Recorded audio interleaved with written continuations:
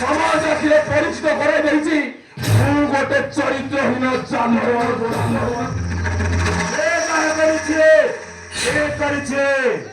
ପ୍ରକୃତ ଘଟଣାର ସମସ୍ତଙ୍କ ସାମ୍ନାରେ ପହଞ୍ଚାଇ ଦେଇଛି।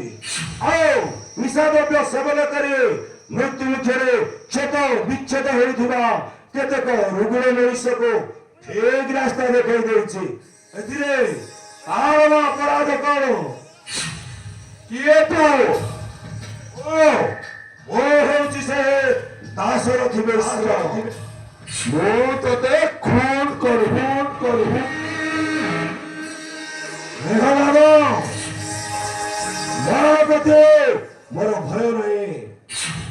ଜୀବନରେ କିଛି ଯଦି ମାୟା ଆଉ ମମତା ଥାଏ ତାହେଲେ ସେ ଟିକକ ହେଉଛି ଶାନ୍ତି ଓ ସ୍ୱସ୍ତି।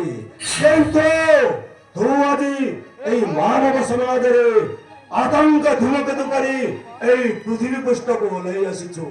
ଆଉ ବିଚ ରାସ୍ତାରେ କେତେକ ଟାଉଟରଙ୍କ ଦ୍ୱାରା ପ୍ରୟୋଜନ ମିଶ୍ରିତ ମଦ୍ୟ ବିକ୍ରି କେନ୍ଦ୍ର ଖୋଲି ଦେଇଛୁ, ଯାହାଦ୍ୱାରା ତାହା ସେବନ କରି କେତେକ ରୁଗ୍ଣ ମଣିଷ ମୃତ୍ୟୁ ମୁଖରେ ପତନ ହେଉଛନ୍ତି। କୁହ ମେଘନାଦ, ଏ ସୃଷ୍ଟିର ଜଣେ ମଣିଷ ଏପରି ଅମଣିଷ କଦାକାର୍ଯ୍ୟ ଦୃଶ୍ୟ ଦେଖି ସହିବ କିପରି? ଯଦି ସହି ନ ପାରୁଛୁ ତାହେଲେ ଆଖି ଦିଟା ବୁଝିବେ। ଦୁନିଆ କେତେ ଆଖିଆ ଧରେ ଅନ୍ଧାର ହେଇଯିବ। ଅନ୍ଧାର ଭିତରେ ତୋର ସ୍ୱାର୍ଥ ପାଇଁ ହଜାର ନିରୀହ ମଣିଷକୁ ବିଷପାନ କରି ତୃପ୍ତି ଲାଭ କରିବେ। ମୁଁ ଚାହେଁ এই ମାଣିକ ପାଟଣାରେ ଦୁଇଟି ମଦ୍ୟାଳୟ। ମୁଁ ତାହା କରାଇଦେବି ନାହିଁ। ପରମ୍ପରା ପ୍ରତିଷ୍ଠିତ ଏ ମୋର ମାଣିକ ପାଟଣା ଶାସନରେ ମଦ୍ୟ ବ୍ୟବସାୟ ଆରମ୍ଭ କରିବା ପୂର୍ବରୁ ତୋର ଦୋକାନ ବଜାର ସବୁ ନିଆଁ ମାରି ଚାରିପଟେ ପାଉଁଶ କରିଦେବି। ତା ପୂର୍ବରୁ ତୋର ଏଇ ମୂଲ୍ୟବାନ ଜୀବନଟା এই মা মাটি উপরে শোই যাইতিব।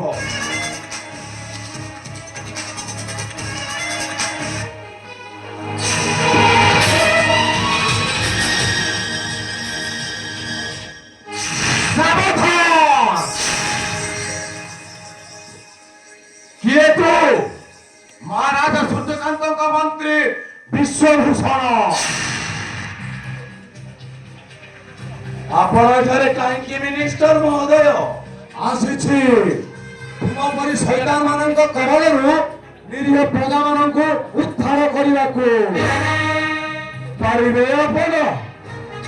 ଯଦି ତୋର ଅବିଶ୍ୱାସ ହେଉଛି ତାହେଲେ ଥରେ ଏଇ ଭୁଜାଲିଟା ଉଠାଇ ପରୀକ୍ଷା କରିଦେ।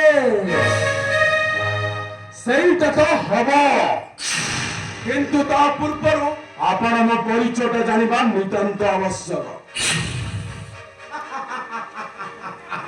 ପୁଣି ତୋର ପରିଚୟ ଦରକାର? ତୁ ପରା ସେଇ ମଦ୍ୟ ବ୍ୟବସାୟୀ ମେଘନାଦ।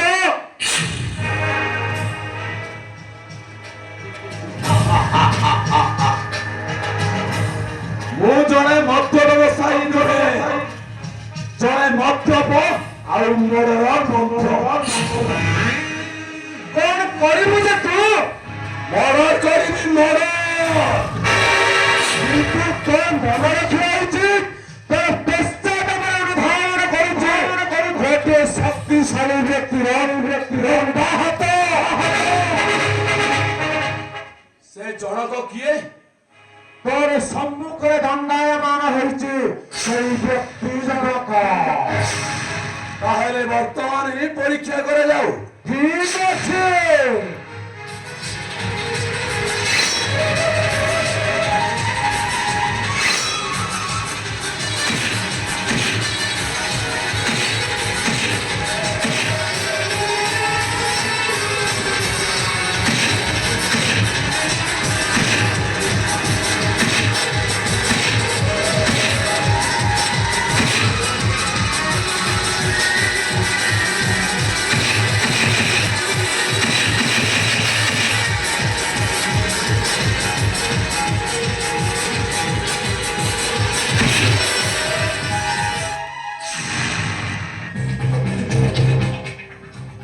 এই দেখ মেঘনাথ, তোতে আজি হি মানিক পাটনা পরিত্যাগ করিবাকু ହେବ।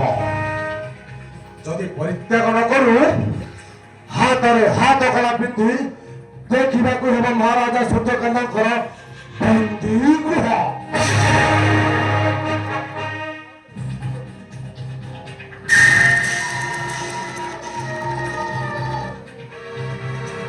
মেঘনাଥ ହାତରେ ଲୁହା କଡ଼ି ପିନ୍ଧେଇବାର କ୍ଷମତା ତୁମମାନଙ୍କ ପାଖରେ ନାହିଁ ମିନିଷ୍ଟର।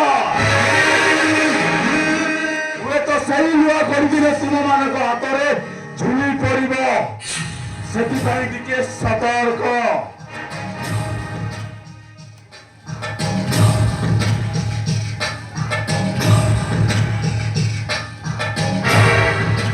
ହଁ ଶୁଣ ଦଶରଥୀ, ଗୋଖର ନାଗକୁ ଧରି ଖେଳା କରିବାକୁ ଆବଶ୍ୟକ।